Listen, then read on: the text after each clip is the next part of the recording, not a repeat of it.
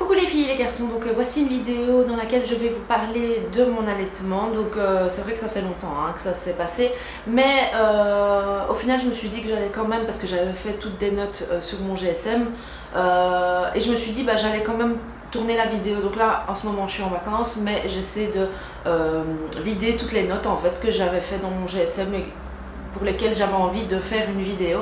Donc il y a beaucoup de choses, donc préparez-vous parce que j'ai beaucoup d'informations à vous donner. L'allaitement, moi j'avais une vision vraiment positive, complètement positive de l'allaitement. On ne parle pas assez des points, des difficultés on va dire, parce que des points négatifs, je ne veux pas vraiment dire des points négatifs, mais je vais dire des difficultés, parce que l'allaitement reste quelque chose de bien pour votre bébé, pour vous et pour votre bébé. Donc je trouve que malheureusement c'est peut-être pour ça que les filles lâchent aussi vite, désespèrent vite et arrêtent directement l'allaitement. C'est dû à ce manque d'information. Mais en même temps, je me dis, si toutes les personnes savent, enfin toutes les filles savent en avance les difficultés, peut-être qu'elles vont même pas essayer. Donc du coup, peut-être que c'est mieux de ne pas savoir. En tout cas, j'en sais rien, mais moi, comme je savais quelques difficultés déjà bien avant, du fait aussi que j'avais fait ma réduction mammaire, j'étais un peu préparée que ça allait être difficile. Donc du coup, la difficulté, j'étais un peu quand même préparée.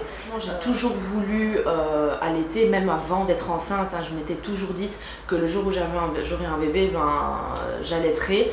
Je trouve ça beau, je trouvais ça beau et je trouve toujours ça beau. Et j'avais vu une émission dans laquelle on disait qu'on est plus susceptible à allaiter son enfant quand on a notre entourage, on a vu notre entourage allaiter. Il y a des personnes qui voient ça comme quelque chose d'animal et je respecte totalement. On est toutes différentes, on a toutes des besoins différents, donc ça n'a rien à voir. Si vous n'allaitez pas votre enfant, ça ne veut pas dire que vous êtes une mauvaise mère, c'est que vous ne le sentez pas et que voilà, faut être à l'aise pour allaiter, faut être bien, faut pas être stressé, faut le vouloir. Moi ça m'a vraiment donné envie parce que quand je voyais les femmes le faire, je trouvais ça beau, je trouvais ce geste beau de pouvoir, le fait de pouvoir donner soi-même, que notre corps puisse produire de la nourriture pour notre bébé, je trouvais ça super beau. Très bien que j'ai eu une réduction mammaire, donc moi ce que j'ai fait bien avant de tomber enceinte, je crois 1 ou 2 ans avant, j'avais été chez un scénologue parce que c'était une question que je me posais. On se posait cette question, moi et mon mari, bien avant d'en vouloir. On savait qu'on allait en avoir, mais on se posait la question. Et du coup, j'ai pris un rendez-vous chez un scénologue pour voir s'il était possible de voir si je pouvais allaiter plus tard, dû à ma réduction mammaire. J'avais regardé sur internet et j'avais enfin c'était varié en fait, les informations étaient variées, donc j'ai préféré directement aller voir pour voir mon cas à moi. Et du coup la réponse était je ne serai pas tant que je ne serai pas enceinte et que j'arriverai au jour où la petite allait tirer. Donc voilà, c'était surprise et c'était dommage que je ne pouvais pas savoir la réponse directement. J'ai été en fait chez ce scénologue lorsque mon amie, donc j'ai eu une amie qui a accouché, qui avait déjà fait bien avant son accouchement une réduction mammaire, 2 même je pense. Et du coup ce qui s'est passé, c'est qu'elle ne savait pas et elle voulait allaiter et elle a appris en fait le jour de son accouchement ou 2 jours après, parce que le lait sortait pas et tout le monde se demandait pourquoi, l'hôpital et tout, à la maternité. Et du coup en fait ils lui ont fait une radio, je ne sais plus quoi, et du coup ils ont trouvé que ces canaux étaient complètement... c'est vrai que la chirurgie qu'elle a eue, elle a été assez... elle a eu beaucoup d'incisions, on va dire, et je pense que c'est dû à ça, c'est que beaucoup de canaux ont été coupés et le lait ne pouvait pas sortir tout simplement. Donc voilà, moi j'ai vraiment eu peur, la pauvre elle avait très mal réagi, elle en a pleuré à l'hôpital, et c'est quelque chose de triste parce qu'on est préparé à allaiter, on n'était pas au courant et du coup voilà, boum. Donc moi je trouve que les chirurgiens devraient vraiment en parler aux personnes avant, surtout aux jeunes filles, puisque les réductions mammaires en général ça commence tôt, il y en a qui souffrent de ça très tôt. Donc du coup, moi je trouve que les chirurgiens devraient en parler, mais comme c'est du business, ça reste du business. Mais en tout cas, voilà, il est possible de faire une réduction mammaire et d'allaiter par après, puisque voilà, moi c'était le cas. Le truc c'est que moi, entre le jour où j'ai fait mon opération et le jour où j'ai accouché, il y a eu quand même, je pense, 7 ans. Si je me trompe pas, oh même plus je pense. En tout cas, voilà, il y a eu, je vais essayer de calculer, de faire le calcul et de vous dire le nombre d'années. Mais pour vous dire qu'il est possible d'allaiter, même si ça a été touché, parce qu'ils peuvent se régénérer. Tout dépend de la personne, tout dépend comment vous avez été opéré. Donc voilà, si vous voulez faire une réduction mammaire et allaiter, prévenez votre chirurgien bien avant. C'est un conseil que je vous donne. Donc voilà, moi, ce qui s'est passé, c'est que j'ai pu allaiter parce que les canaux se sont régénérés. Et j'ai appris ça vraiment genre 2 jours après mon accouchement, quoi. 1 ou 2 jours avant que mon lait sorte. Une personne est venue me dire qu'il ne fallait pas m'inquiéter et qu'avec toutes ces années, d'office que ça allait sortir. Sauf si ça a été une chirurgie très allez, où on avait beaucoup coupé, quoi. Donc voilà, j'aurais voulu le savoir avant pour ne pas me préoccuper de cela, parce que j'y pensais très fort juste avant d'accoucher, enfin durant toute ma grossesse, mais surtout juste avant d'accoucher, j'appuyais à chaque fois sur ma poitrine pour voir s'il y avait une goutte qui sortait ou pas. Donc je vous disais que l'allaitement c'était bon pour nous et pour pour le bébé. Moi j'avais participé à plusieurs cours de préparation à l'accouchement, dont un qui parlait de l'allaitement, donc les points positifs, les positions, les points négatifs également. On nous en a parlé, mais très légèrement, pour pas nous dissuader. Les points positifs dont je me rappelle en fait pour la maman et qui m'ont fort étonnée, le premier c'était vous perdez 800 calories par jour, donc plus ou moins 800 calories par jour si vous allaitez.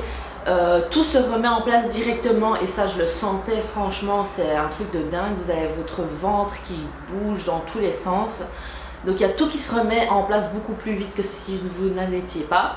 Vous avez également moins de risque de cancer du sein et moins de risque de cancer du col de l'utérus. Moi j'ai été vaccinée, mais bon voilà, c'est un truc en plus. Et je me rappelle également que pour le bébé c'était anti-infectieux et antibactérien.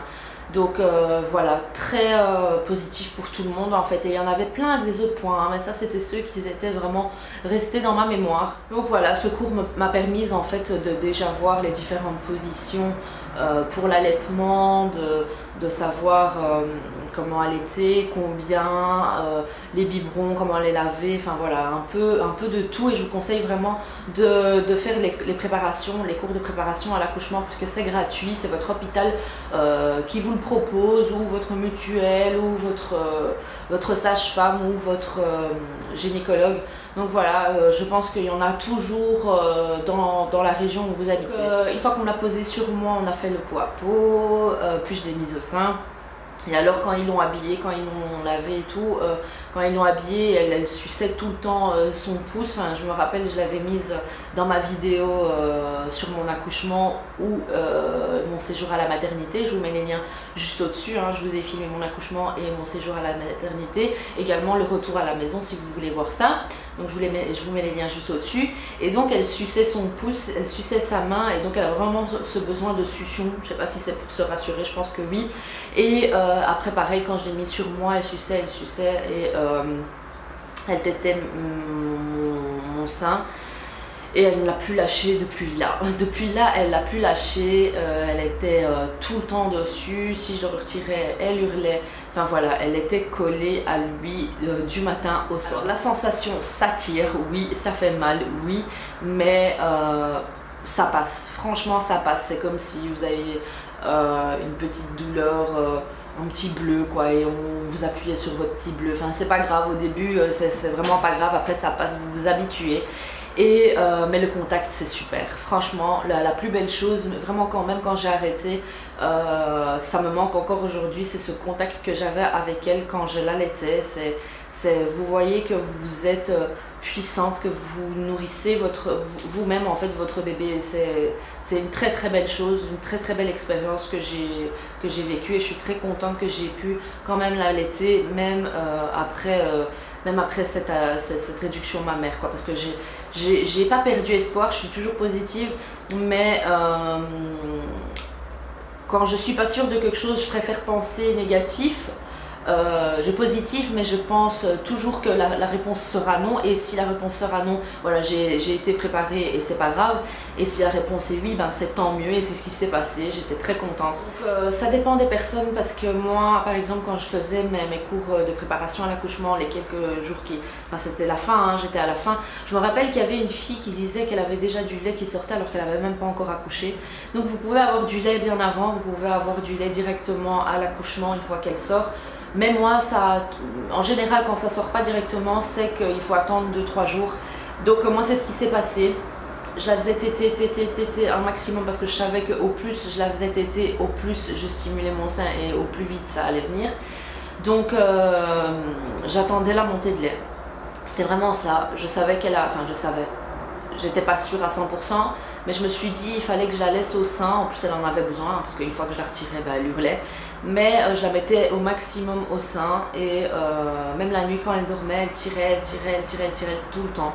Je n'ai jamais eu de crevasse, juste une fois, et c'était une toute petite tache noire. Ça a l'aspect d'une petite tache noire comme ça. Et moi ce que j'ai mis en fait, c'est que je reprenais la fin par après, hein. Ça je vous parle quand le lait est sorti. Je prenais la dernière goutte du lait et je massais avec ça, parce que ça évite les crevasses, hein, le lait, votre propre lait.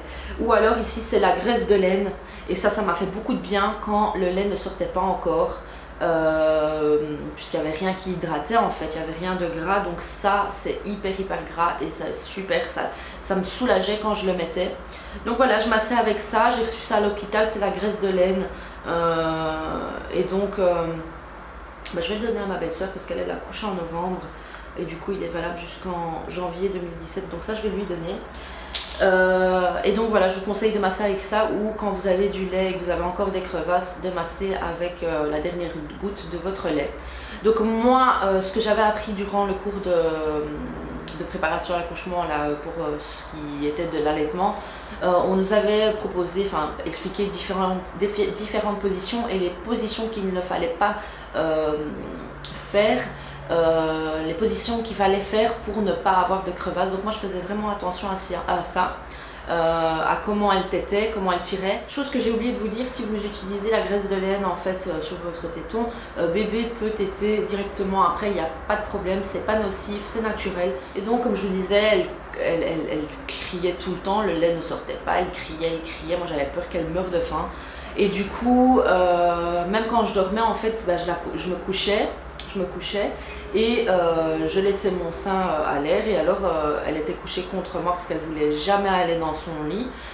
Elle dormait avec moi, il y avait les barrières, donc il n'y a pas de problème. Les femmes me disaient que j'allais jamais l'écraser, parce que j'entendais qu'il fallait pas dormir avec son bébé, on risquait avec la fatigue d'écraser son bébé et de le tuer.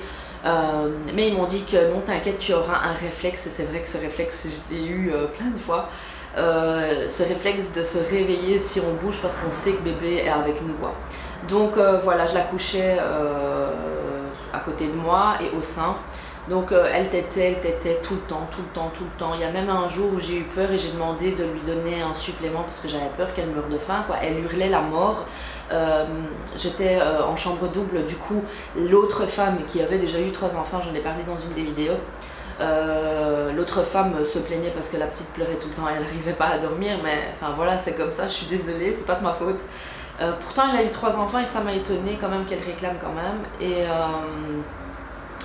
mais pour vous dire que la prochaine fois, moi franchement, conseil pour vous aussi, si vous pouvez, prenez une assurance qui vous permet d'être en chambre seule, parce que moi ça a été un grand regret. Je ne savais pas qu'il fallait absolument l'avoir, mais pour moi aujourd'hui, franchement, si je dois en avoir un deuxième, je prendrai directement l'assurance qui me permettra d'être en chambre seule, parce qu'un accouchement, rien que mon accouchement, je pense que ça a coûté 3 000 €. Ah pas mutuelle, hein, je dis, moi j'ai pas payé ça, moi j'ai payé moins, peut-être 100 euros. Mais pour vous dire que ça coûte cher un accouchement et si vous prenez un accouchement en chambre seule, c'est encore plus. Donc voilà, je vais prendre l'assurance, enfin ce qu'il me faut pour pouvoir être en chambre seule pour le prochain accouchement. Donc comme le lait ne sort pas avec la petite, c'est vraiment genre, je m'endors 5 minutes et si elle lâche mon téton, elle hurle, donc à chaque fois je suis réveillée. Donc ça a été comme ça facilement, c'était 3 nuits, je suis restée 3 nuits à l'hôpital. Jusqu'au jour où je suis rentrée à la maison, là c'était un truc de dingue, ça je vous en parle juste après. Donc les difficultés que j'ai eues, je vous les donne au fur et à mesure, hein, chronologiquement on va dire. Le premier truc qui était difficile, c'était les contractions qui revenaient. Donc quand vous allaitez en fait, vu que tout se remet très rapidement en place dans votre ventre, vous avez les contractions de l'accouchement. C'est vraiment ça. Donc les douleurs de l'accouchement qui reviennent en fait le jour d'après, enfin quand vous commencez à allaiter.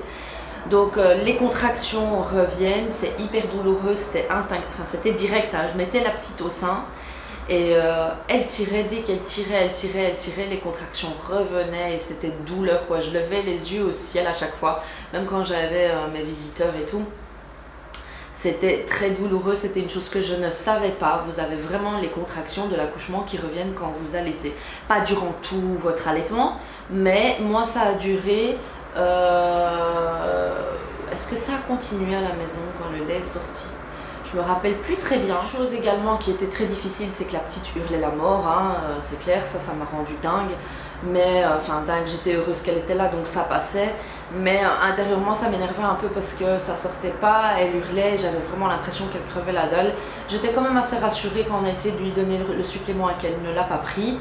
Donc voilà, ça c'était assez difficile, mais je positivais à chaque fois, je me motivais en me disant que c'était normal, que c'était difficile au début, on me l'avait dit, donc patience, patience.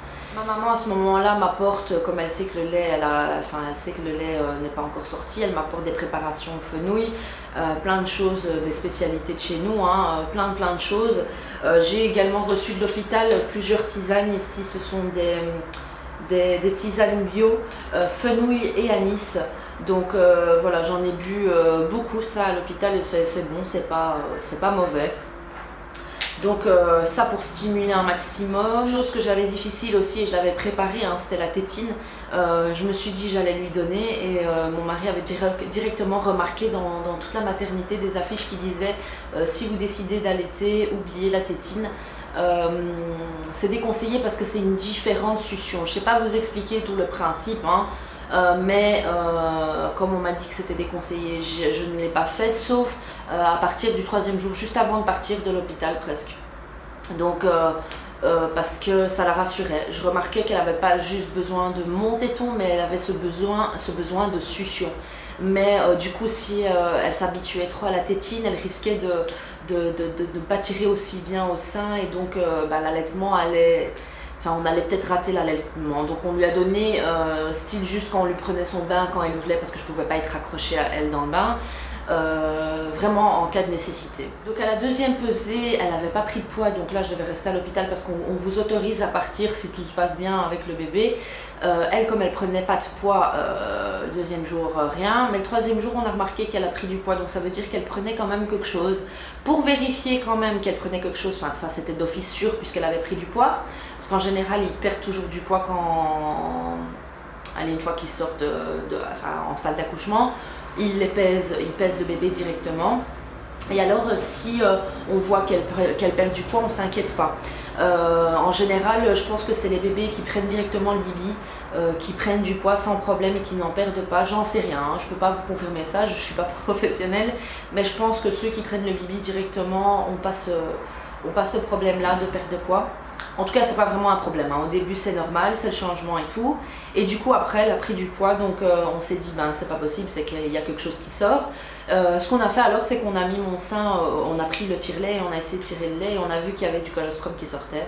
Ça, c'était génial, ça tirait et c'est sorti, donc on a récupéré, c'est une petite cuillère, hein. On a récupéré le colostrum et on lui a donné en bouche directement pour qu'elle puisse le prendre, parce que c'est ce qu'il y a de meilleur. Franchement, vous donnez le colostrum, si vous décidez de ne pas allaiter, donnez juste le colostrum, laissez tirer votre bébé, donnez juste le colostrum et après arrêtez limite. Mais bon voilà, c'est libre à vous. Donc là, quand j'ai vu le colostrum sortir, fallait voir ma tête, j'étais hyper heureuse, les sages-femmes aussi, puisque c'était un hôpital assez ils sont vraiment axés allaitement, quoi. Ils veulent vraiment vous inciter à allaiter et tout. Et ils vous encouragent jusqu'au bout. Moi, ils m'ont bien encouragée, ils m'ont bien rassurée, ils m'ont bien suivie également. Donc voilà, je suis partie super contente.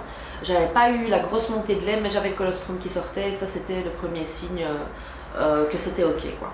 Donc super contente. Comme l'estomac du bébé est tellement petit, le colostrum c'est assez, hein, ils sont rassasiés rien qu'avec ça. Donc je m'inquiète pas et je me dis je rentre à la maison et je verrai bien comment ça va se passer. De toute façon, j'avais le numéro de la sage-femme qui devait passer le lendemain, donc c'est comme si j'étais suivie à l'hôpital mais à la maison. Pour moi, j'étais rassurée une fois que le colostrum est sorti. Enfin voilà, je savais que j'allais gérer. Donc au 3e jour, je quitte la maternité, donc j'arrive à la maison, je dors le soir même et le matin, mon Dieu.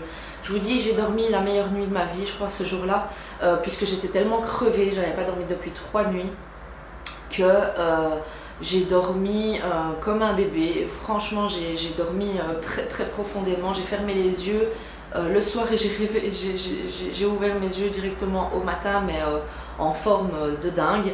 Et j'ai senti directement mes seins très durs, j'avais mal, je pouvais même pas me mettre sur le ventre. Chose que j'ai l'habitude de faire, c'est que je dors toujours sur mon ventre, donc quand la petite est sortie, j'avais hâte de pouvoir redormir sur mon ventre, hein, parce que je suis pas habituée à dormir sur le dos. Et du coup, quand je suis arrivée à la maison, j'ai pu dormir non plus sur le ventre, puisque mes seins étaient remplis en fait. C'était la montée de lait, je ne savais pas encore. La femme devait venir, donc la sage-femme devait venir directement à 9h du matin, 9h, 10h du matin à la maison pour voir la petite, la peser et checker ma poitrine, si le lait était monté et tout. Et du coup, elle est arrivée et elle a vu ma poitrine, elle a dit « Ah oui, vous avez votre montée de lait ». Donc super contente, elle a confirmé ça. On a pesé la petite et nickel, elle prenait 100 grammes je pense au lieu de 20 grammes. Et au fur et à mesure, les jours, pareil, elle prenait à chaque fois 100 grammes au lieu de 20 grammes par jour. Donc c'est qu'elle prenait bien. La montée de lait, de toute façon, vous allez le savoir dès que vous l'aurez, enfin vous allez le sentir et c'est un truc de dingue. Donc voilà, je tétais toutes les 2 heures, toutes les 2 heures. C'était ça, c'était très difficile la nuit. Ce que je faisais alors, du coup, c'est que je tirais au tire-lait et je remplissais les biberons pour la nuit, comme ça mon mari pouvait lui donner la nuit, lui restait réveillé la nuit, il était en congé de paternité et donc moi je pouvais dormir alors la nuit et lui jouait à la PlayStation, il s'occupait de la petite la nuit et moi je dormais et j'étais rechargée pour la journée et on faisait comme ça et ça fonctionnait très bien, j'étais bien reposée. Donc voilà, c'était vraiment chouette. Donc pour ne pas avoir les seins engorgés, c'est très simple, hein, il vous suffit de donner un jet d'eau, enfin de mettre un jet d'eau sur votre d'eau chaude, hein, sur votre poitrine, donc ça les ramollit un peu et donc le lait sort directement, même limite dans la douche. Et ou alors vous videz vos seins, il y a des techniques, vous pouvez voir sur YouTube hein, comment vider ses seins, c'est simple. Et c'est comme si vous prenez le lait, vous retirez le lait d'une vache, c'est très simple. Et il y a également une chose que ma maman me disait, c'était de ne pas garder le lait trop longtemps dans mon sein. Donc quand je décidais de tirer mon lait, parce qu'au plus que vous stimulez, au plus que vous tirez votre lait, donc c'est vrai que quand vous tirez votre lait avec le tire-lait, c'est moins stimulant que la tétée de votre bébé. Donc quand votre bébé tète, votre lait revient plus vite et beaucoup plus en quantité que quand vous tirez votre lait au tire-lait. Donc sachez bien ça, il ne faut pas trop s'habituer au tire-lait. Mais ce que j'ai fait donc, c'est que je tirais mon lait et alors ça revenait. J'en avais assez dans le frigo pour le donner à la petite. Mais des fois je restais, quand je partais travailler ou autre, je restais avec mon lait là et ça devenait tout dur et après 4, 5, 6 heures on va dire, je pouvais pas trop lui donner ce qui était resté dans mes seins quoi, parce qu'elle avait encore ce qu'il y avait dans le frigo. Donc voilà, à vous de voir, c'est un cercle vicieux, il faut bien calculer parce que quand vous donnez votre lait, par exemple maintenant je vais donner le lait à la petite, je vais lui donner maintenant et après je vais tirer la suite, ce qui va arriver juste après, je vais le tirer au tire-lait, je vais le mettre dans le frigo ou dans le congélo et j'aurai plus rien sur le moment où la petite va avoir faim, puisque j'aurai déjà mis au frigo le lait qui a suivi. Donc il faut vraiment bien faire ses calculs. Donc ce que je préférais moi, c'était la position ballon de rugby, c'était ça, ballon rugby de face. Donc pour plus de facilité, je la posais sur le dos mou, ok, ou je la posais sur mes bras. En fait, comment vous expliquer, elle avait la tête donc dans ma main ici. Je mettais sa tête devant mon sein et son corps partait en dessous de mon bras. Donc ses pieds étaient à l'arrière. Donc je vais essayer de vous mettre une photo ici ou ici. Et c'était le plus pratique pour moi. Même certaines personnes me disaient mais comment t'allais ton bébé, et franchement après en regardant ils se sont dit mais c'est vrai que c'est la meilleure technique, on est moins fatigué. Avec le dos mou c'est encore mieux parce que vos bras sont vraiment reposés et alors vous n'avez pas à porter votre bébé. Donc au début c'était facile cette position là parce qu'elle était légère, elle était toute fine. Elle pesait rien du tout, enfin rien du tout, quand même 3,330 kg, mais au fur et à mesure c'était lourd. Donc voilà, c'était une position que j'aimais beaucoup, que c'était facile. Et le dos mou, ça c'est un must-have pour l'allaitement. Pour l'allaitement et plein de choses, je vous mets la vidéo de mes favoris, de grossesse, maman bébé de 0 à 6 mois ou 0 à 4 mois je pense. Elle est revenue ce dos mou est revenu dans plusieurs de mes vidéos, donc c'est vraiment un must-have. La difficulté ici, quand je donnais le lait à la petite toutes les heures ou toutes les 2 heures, c'était la fatigue quoi. C'était constamment, j'ai fini, je reprends, j'ai fini, je reprends. C'était vraiment difficile. Donc je donnais le sein, mais je ne savais pas combien elle prenait, donc ça c'était une difficulté puisque on ne sait pas combien elle prend. Elle vous demande à chaque fois toutes les heures ou toutes les 2 heures. Ça devient fatigant, surtout une fois que j'ai commencé à travailler, c'était la saison des mariés, donc moi un mois après l'accouchement je recommençais le travail, mais bon c'était pas tout le temps et tous les jours, c'était quelques heures par jour, par-ci par-là. J'avais déjà accepté donc je pouvais pas annuler. J'étais vraiment tentée de ne faire qu'au tire-lait parce que c'était plus facile, c'était plus rapide aussi. Parce que ça sortait plus vite et je voyais ce que la petite prenait, donc ça me rassurait de savoir combien elle prenait. Donc, et elle tenait plus longtemps du coup, parce que tété, elle s'endormait au sein, tandis qu'avec le biberon c'était plus rapide. J'avais 2 choses à faire, j'avais à tirer et puis à lui donner, mais j'étais plus rassurée parce que je voyais ce qu'elle prenait et en même temps ça allait plus vite au moment où elle buvait parce qu'elle avait tout d'un coup et c'était bon. Elle tenait un peu plus longtemps. L'allaitement c'était pratique et économique, j'avais pas à prendre la poudre comme je fais maintenant, prendre la poudre, prendre l'eau, prendre les biberons, prendre les bavettes, etc. J'avais juste à prendre mon tétra, les pampers et c'est tout quoi. J'avais juste ça à prendre, sa tétine, ce que je prenais également quand je sortais. Enfin vraiment rien quoi, il n'y avait rien, c'était juste des choses pour lui changer limite. Et le tétra pour me cacher quand j'allaitais en extérieur.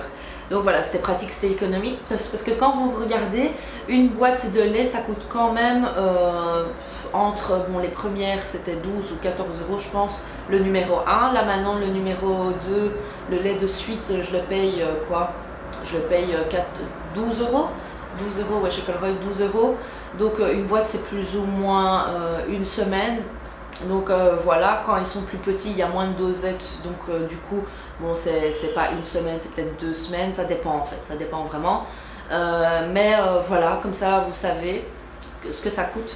Moi, ce que j'utilisais pour les coliques, parce que la petite souffrait de coliques, j'ai pas su directement qu'elle allait en avoir et j'avais pas encore ces biberons là, mais vous avez des biberons spéciaux coliques.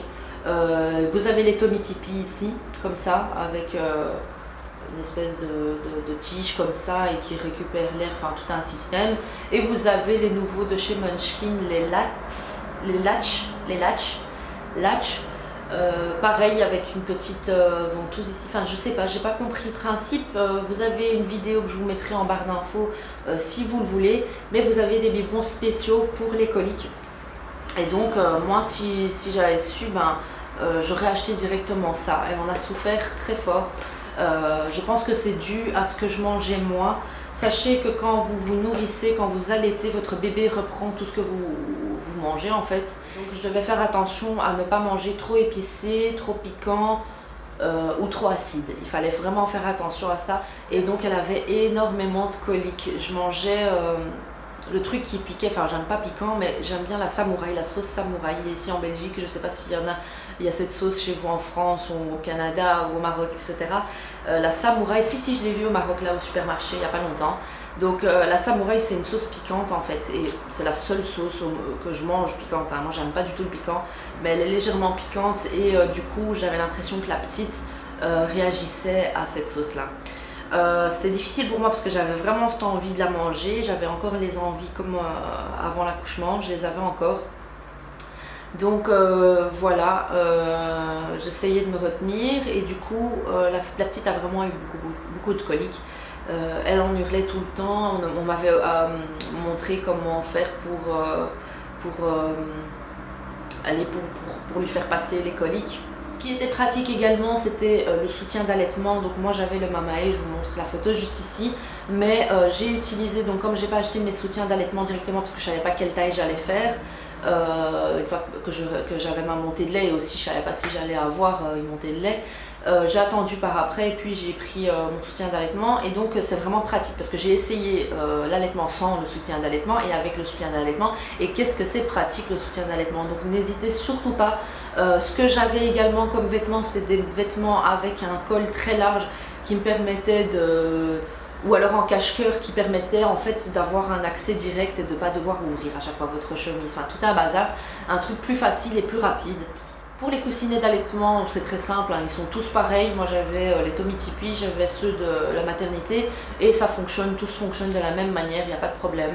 Donc voilà, un coussinet d'allaitement reste un coussinet d'allaitement et il n'y a vraiment pas de différence. Le tire-lait, j'avais le Tommee Tippee, donc le Tommee Tippee électrique. Hein. Le package était super bien parce que vous aviez une boîte de transport si vous voulez transporter votre tire-lait, il était très petit, il était pratique, mais le seul hic c'était vraiment le bruit. Le bruit m'agaçait et par après j'ai appris que c'était une fille de Belgique, je pense, une abonnée à moi qui m'a laissé un commentaire sous une vidéo me disant qu'elle avait loué ou c'était loué à la pharmacie ou à la mutualité je pense. Elle avait loué celui avec les deux tire-laits, donc ça je savais pas que ça existait et du coup bah, moi c'est ce que je vais prendre la prochaine fois. C'était un double en fait et donc c'est plus rapide, vous tirez votre lait des deux seins directement en même temps. Donc voilà, je trouvais ça super pratique. Et alors le fait de tenir ce tire-lait, moi je pensais que quand j'avais acheté ce tire-lait, donc moi je pensais que ce tire-lait là, il fallait pas le tenir, le tire-lait Tommee Tippee. Je pense qu'il faut tous les tenir en fait, tous les tire-laits il faut les tenir, sauf si vous en aviez un qu'il ne fallait pas tenir et mettez-moi le nom en commentaire. Mais en tout cas voilà, moi je trouve ça vraiment long en fait quand vous devez tenir. Donc limite vous le faites quand vous regardez un film ou quoi, mais quand vous devez travailler et tirer votre lait, c'est difficile. Je veux dire travailler sur le PC. Hein. Le lit Cododo que j'ai de chez Chico, c'est le Next to Me, il est génial. Je l'ai présenté dans mes favoris et donc je pense qu'il est dans ma vidéo de favoris. Oui, il est dans ma vidéo de favoris. Il est génial, franchement, je l'ai conseillé plusieurs fois et je vous ai donné plusieurs fois des liens de promo et tout sur ma page Facebook. Donc n'hésitez pas à aller voir sur ma page Facebook. Génial, c'est une chose à avoir. Moi j'avais la fatigue, mais une fatigue de dingue. Et qu'est-ce que c'était pratique. J'ai vraiment ressenti la différence une fois que j'ai dû l'envoyer avec mes parents pour ici en vacances. Je le regrettais un peu de l'avoir déjà envoyé, j'aurais voulu encore l'utiliser encore un peu puisque c'était vraiment facile, la petite était directement à côté de moi. J'étais crevée au bout de ma vie, je pouvais fermer les yeux et la prendre sans aucun problème. Si sa tétine tombe, voilà, vous avez l'accès direct. S'il y a quelque chose qui se passe, vous avez accès direct. Si vous devez lui donner à manger, elle n'a pas besoin d'hurler pendant 1 heure. Vous l'avez directement à bras et elle est directement rassurée et elle se tait. Donc voilà, franchement le Cododo, vous n'êtes pas obligé d'acheter le Next to Me, il y en a plusieurs, mais moi j'ai vraiment aimé le Next to Me parce qu'il a plusieurs points positifs. c'est de pouvoir dormir à côté de votre bébé, et surtout si vous allaitez et que vous devez vous réveiller plusieurs fois durant la nuit, c'est la chose, mais alléluia quoi, c'est vraiment un must-have. Donc pour le lait, elle a commencé à consommer les tout petits pots que je vous avais montré dans une de mes vidéos, les tout petits pots de 50 ml Tommee Tippee. Donc elle a commencé à consommer ceux-là, et puis petit à petit de plus en plus. Donc c'était trop mignon parce que j'avais plein de petits pots comme ça dans le frigo, et puis après c'était de plus en plus, on voyait qu'elle grandissait, que ça poussait, de jour en jour, c'était énorme la différence. Donc le contact était super, franchement c'est un contact de dingue, mais après 2 mois je commençais à en avoir marre, je commençais à être stressée, il y avait de plus en plus de choses à préparer, donc il y a le boulot, il y a le fait de faire attention à la maison, le nettoyage et tout ça, et la fatigue en plus. Du coup ça devenait un peu de plus en plus lourd pour moi, j'avais envie de me sentir bien et de le faire sans être stressée. L'allaitement ça doit être sans stress, il faut prendre son temps, il ne faut pas courir après le temps, et moi j'ai voulu faire plein de choses en même temps, et du coup j'ai lâché l'allaitement à 2 mois. J'étais très contente, moi j'avais envie de tenir jusque 6 mois, jusqu'à maintenant elle a 6 mois dans 4 jours, 5 jours, mais c'est dur, c'est long, on ne se rend pas compte le temps que ça demande, il faut vraiment être cool quand vous allaitez, vous asseoir, et même s'il y a ça ou ça ou ça à faire, il faut laisser tomber, et moi étant maniaque je pouvais pas quoi, il y avait tellement de choses à faire déjà dans la maison, j'ai mes chiens aussi. Mes 2 chiens qui me font plein de catastrophes à la maison. J'ai tellement de choses à faire en fait que c'était plus possible. J'avais envie aussi d'avancer professionnellement, de travailler sur plusieurs projets que j'avais commencé avant d'être enceinte, avant de savoir d'être enceinte. Et comme vous savez que c'est un bébé surprise, c'était là dans ma tête, ça restait dans ma tête, donc mes projets ils étaient là dans ma tête. Et je voyais que ça avançait pas, donc voilà, ça fait pas de moi une mauvaise maman, mais bon, j'avais envie d'aussi donner le meilleur à ma petite, et du coup travailler, il faut travailler, il n'y a rien à faire, il faut travailler. Et donc voilà, là maintenant j'ai repris, je reprends mes projets, j'essaye de bien tout reprendre en main et de faire ce que j'aime aussi, parce que être maman c'est pas juste donner du lait, nettoyer les pampers, nettoyer la maison, etc. J'ai aussi ma passion, et pour être heureuse, pour rendre sa famille heureuse, il faut être heureux soi-même, donc voilà. Donc pour moi la nuit c'était horrible, tout simplement, ça commençait à devenir horrible, surtout quand mon mari a recommencé à travailler, puisque du coup il pouvait pas rester debout la nuit, il devait dormir, donc moi je m'en occupais la journée et la nuit. Donc là je commençais à vraiment être crevée, la période des mariés avait déjà recommencé, donc je la déposais chez ma maman quand j'allais travailler, mais je la déposais aussi le vendredi soir quand j'avais ma journée mariée, donc le samedi. Mais du coup en fait je me reposais sans me reposer, parce que quand je rentrais j'allais déposer ma mère le vendredi soir. J'essayais de profiter un peu avec mon mari, de ranger ce qu'il y avait à ranger, et du coup le matin je devais être debout de nouveau très tôt le matin. Donc voilà, j'avais fait peut-être 5 heures de nuit, j'avais dormi peut-être 5 heures de suite sans me réveiller, mais j'étais quand même crevée à la fin de la journée après le retour des mariés et tout, parce que c'est vrai que c'est assez intense, c'est des journées intenses. Moi j'étais auparavant, et encore maintenant, mais bon maintenant je résiste, j'étais une grosse dormeuse, il me fallait vraiment mes 8 heures de sommeil, et là j'étais en forme et de bonne humeur. Si je dormais pas 8 heures, j'étais de mauvaise humeur, et du coup je commençais à être vraiment fatiguée, un peu énervée quand même, c'était un peu, je vous dis la vérité, je n'étais pas nerveuse contre la petite ou quoi, mais on ressent qu'on est plus susceptible, on est plus à fleur de peau. Je la prenais des fois, je m'endormais complètement au sein avec elle, donc c'était un risque aussi, j'étais complètement crevée.